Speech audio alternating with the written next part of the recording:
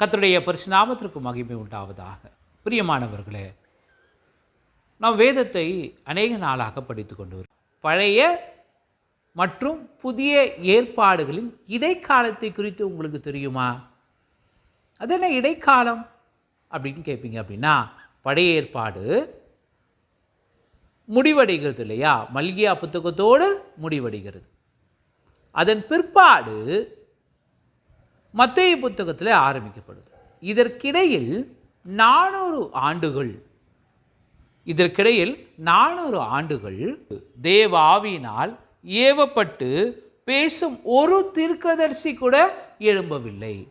இந்த காலகட்டத்தை தான் ஆங்கிலத்தில் சைலண்ட் பீரியட், அப்படி இல்லைன்னா இன்டர் டெஸ்டமெண்ட் அப்படின்னு சொல்லுவாங்க. இடைப்பட்ட ஒரு காலம்.